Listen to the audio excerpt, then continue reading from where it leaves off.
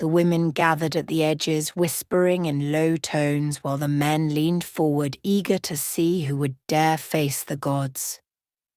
"The one who will be queen," the oracle intoned, his eyes glazed as though he saw into another world, "must pass the test of fire.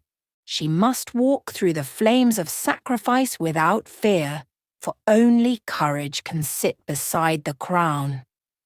A great hush fell over Umwaka. The maidens brought by King Nnadozie, daughters of titled men, girls adorned with beads and anklets, looked at one another in terror. Their bangles clinked as their hands shook. One by one they lowered their eyes. None dared step forward. But from the back of the crowd, barefoot and clad in a faded wrapper, Ada stepped out. A murmur spread like harmattan fire. "The servant girl," someone whispered. "She will die," another spat. "She is not fit to stand before the gods." Yet Ada's steps did not falter. She stood before the circle of fire, its flames snapping and reaching like angry spirits. For a moment her knees trembled, but then she heard Ikenna's voice echo in her heart. "You are more than what people call you. You are who you choose to be." Ada raised her head. Her tear-streaked face shone in the firelight, and then, with the eyes of the village upon her, she stepped into the flames. The women screamed, the men jumped to their feet, even the king clutched the edge of his stool. The fire licked her feet, curled around her legs, danced around her body, yet Ada walked on, her wrapper untouched, her hair unsigned. Each step was steady, as though unseen hands carried her through. When she emerged on the other side, the flames died down suddenly, leaving only smoke curling into the evening sky. The crowd gasped as one. Silence ruled the square for a heartbeat.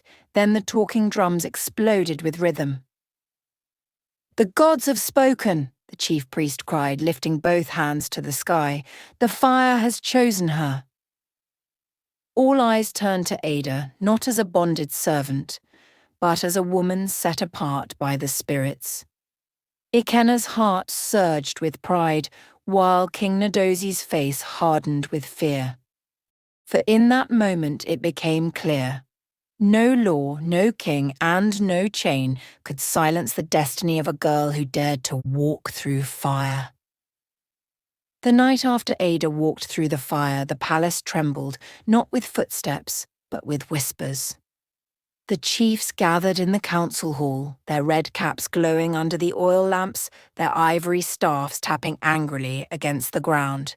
The air was thick with kola nut and fury. "This is an abomination," Chief Okori spat, his voice sharp as a spear.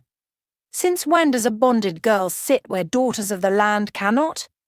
If the prince dares crown her, I will take my family and leave Umwaka."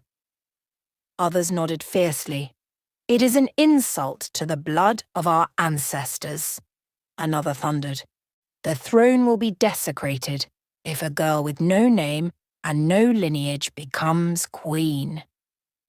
Even the king himself sat brooding, his jaw set, his heart pounding with shame and rage. King Nnadozie's pride was a mountain, and now he felt it crumbling beneath him. Meanwhile, in the quiet of the prince's chambers, Ikenna and Ada sat side by side.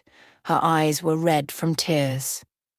"Ikenna," she whispered, "I fear I have brought trouble upon you. The chiefs will never allow this." But Ikenna took her hands in his. His voice was steady, carrying the strength of a man who had made his choice. "Ada, listen to me. I would rather lose the throne than lose you. A man who cannot fight for love does not deserve to rule." Outside, some chiefs hissed with envy and hatred. At the market, tongues wagged. "They say the prince has been blinded by a servant girl's beauty." They say the gods only tested her, perhaps it was a trick. They say, blood will flow before this ends. The day of decision came, like the breaking of dawn after a storm. The courtyard of King Ndozi's palace was packed. Chiefs in red caps, maidens in bright wrappers, warriors with spears, and elders with grey beards all gathered to witness what would become history. The talking drums throbbed like hearts full of suspense. Ikenna, the only son of the king, walked into the court wearing white, the colour of purity, with a leopard skin tied across his chest. His steps were steady, his face lit with courage. Beside him stood Ada, her wrapper plain, her feet bare, her head bowed as though the earth itself might swallow her. The chiefs muttered among themselves. "He will choose a noble maiden," one said. "He cannot shame us with that unknown daughter of no one," another whispered. Even the king leaned forward on his stool, waiting to see if his son would bend. But Ikenna's voice rose above the crowd, strong as the sound of the osier flute on a market day. "Fathers of the land, mothers of Umuaka, listen to me today. I, Ikenna, son of Ndozi, have searched among the noble daughters you brought before me. I have looked at their wealth, their beads, their beauty. Yet my heart chose differently." Gasps rippled through the crowd. Ikenna turned to Ada, who trembled under the weight of so many eyes. Then, in full view of the court, the prince went down on one knee, his head bowed low, not to the chiefs, not to the throne, but to Ada. "From this day," he declared, his voice unshaken, "you are not a bonded servant. You are my equal, my queen." The courtyard erupted in shouts. Some cried in anger, others in awe. The chiefs pounded their staffs on the earth in protest. "Abomination!" they roared. But the people, the common men and women who knew hunger, who knew pain, who had seen Ada's suffering, began to murmur differently. "Did she not pass through the fire?" they asked. "Did the gods not spare her?